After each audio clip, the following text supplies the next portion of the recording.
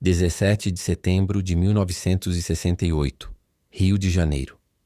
O funeral do Marechal João Batista Mascarenhas de Moraes. A família tinha dispensado as honras militares formais, sem salva de tiros, sem cerimônia oficial elaborada. Mas quando o caixão saiu, algo aconteceu que ninguém tinha planejado. Uma boina e uma braçadeira de ex-combatente da FEB, depositadas sobre o caixão pelos veteranos que foram ao enterro. Homens que tinham lutado sob seu comando 23 anos antes, que vieram de diferentes partes do Brasil, para depositar o símbolo do que tinham sido juntos sobre o caixão do homem que os tinha levado à guerra. Essa cena me parou completamente quando encontrei o registro, porque ela diz mais sobre quem foi Mascarenhas de Moraes do que qualquer condecoração. 27 condecorações, 11 nacionais, 16 internacionais. Mas o que os pracinhas colocaram no caixão foi uma boina e uma braçadeira, o símbolo de quem tinha ido junto. E inscreve no canal agora, porque essa é só uma das histórias que o Brasil guardou no esquecimento. João Batista Mascarenhas de Moraes nasceu em 13 de novembro de 1883 em São Gabriel, Rio Grande do Sul. Filho de Evaristo Mascarenhas de Moraes, um caixeiro viajante de Encruzilhada do Sul. Infância humilde. Com 14 anos, sozinho, foi para Porto Alegre. Conciliou trabalho e estudos. E em 1899, com 16 anos, conseguiu o que queria. Ingressou na Escola Preparatória e Tática de Rio Pardo. O começo de uma carreira que duraria 65 anos. Esse detalhe, o menino de 14 anos indo sozinho para Porto Alegre trabalhar e estudar para entrar na escola militar, diz tudo sobre o caráter do homem que a FEB teria como comandante décadas depois. Não era filho de general. Não tinha padrinho político. Tinha determinação e nada mais. Aqui vem o detalhe que muda completamente a narrativa sobre Mascarenhas. 1930.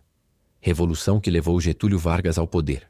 Mascarenhas estava como capitão no 1º Regimento de Artilharia e ficou leal ao presidente constitucional Washington Luiz, que foi deposto pelos rebeldes liderados pelo próprio Vargas.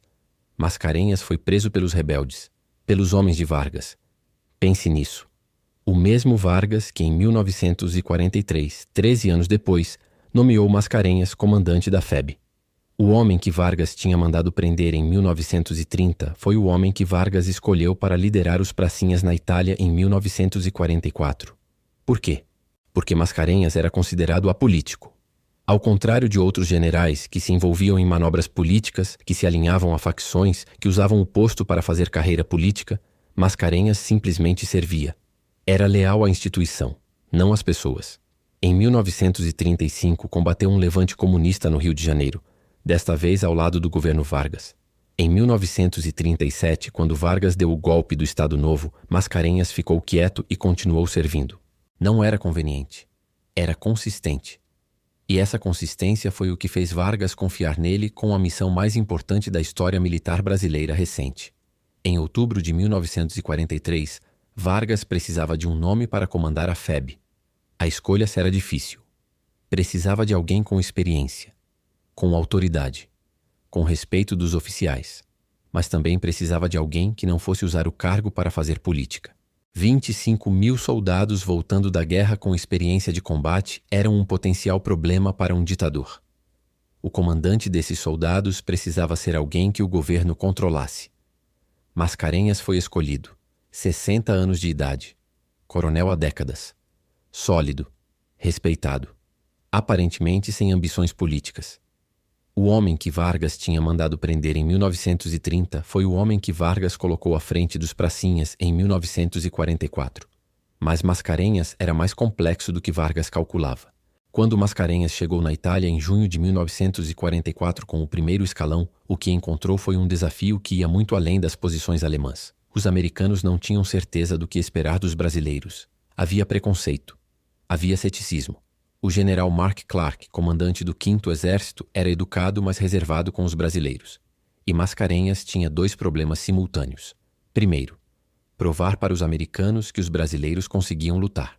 Segundo, manter a coesão de 25 mil homens que vinham de todas as regiões do Brasil, com níveis de treinamento completamente diferentes, equipados com armamento que muitos nunca tinham visto. E havia um terceiro problema que poucos mencionam: as intrigas internas. Havia generais e coronéis na FEB que não aceitavam o comando de Mascarenhas, que tentaram miná-lo, que enviaram relatórios negativos para o Brasil tentando desestabilizar seu comando. Mascarenhas respondeu não com retaliação, com resultados. Mas o que os pracinhas mais lembravam de Mascarenhas não era a estratégia, era a presença. O general que tinha 60 anos e que estava no fronte junto com os soldados, que visitava os hospitais de campanha pessoalmente, que sabia o nome dos soldados feridos, que quando ia aos postos avançados não anunciava a chegada. Aparecia. Um veterano descreveu décadas depois que a surpresa maior de toda a guerra não foi a neve ou os alemães. Foi ver o general aparecer numa trincheira às 3 da manhã, sem cerimônia, sem escolta elaborada, só para ver como os pracinhas estavam. Essa presença, essa escolha de estar junto, foi o que forjou a lealdade que apareceu no funeral em 1968. A boina no caixão não foi por protocolo, foi por memória. Novembro de 1944. 3 tentativas fracassadas de tomar Monte Castelo, 195 baixas na segunda, mais 145 na terceira. O Natal de 1944 foi passado nas trincheiras com o morro ainda nas mãos dos alemães, e o comando americano começando a duvidar da capacidade dos brasileiros. Mascarenhas estava sob pressão de 2 lados, do comando aliado, que questionava, e dos seus próprios oficiais, que tentavam culpá-lo pelos fracassos. O que ele fez em fevereiro de 1945 foi uma aposta que podia terminar sua carreira. Desacatou as orientações do comando americano. Em vez de usar parte das forças disponíveis, como os americanos recomendavam, ele foi jogar tudo, todas as unidades, sem reservas, uma tacada. Se falhasse, seria o fim.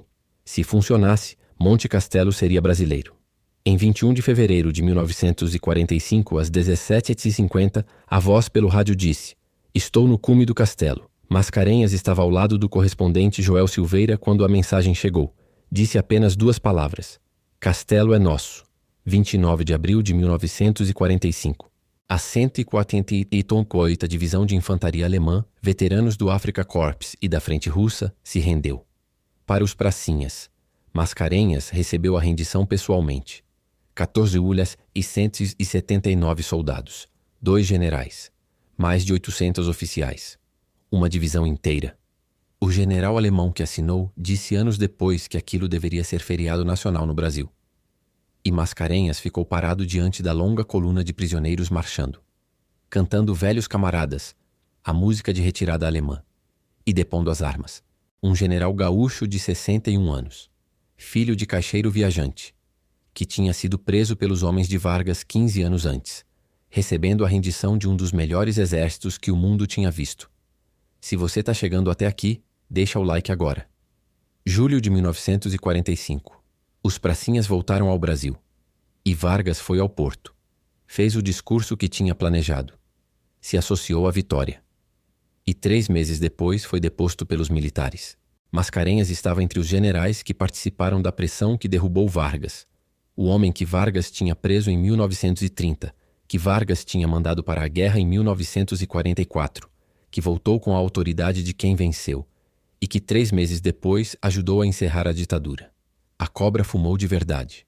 Em 1946, o Congresso Brasileiro promoveu Mascarenhas a marechal, a mais alta patente do Exército, que ele exerceu com a mesma sobriedade de sempre.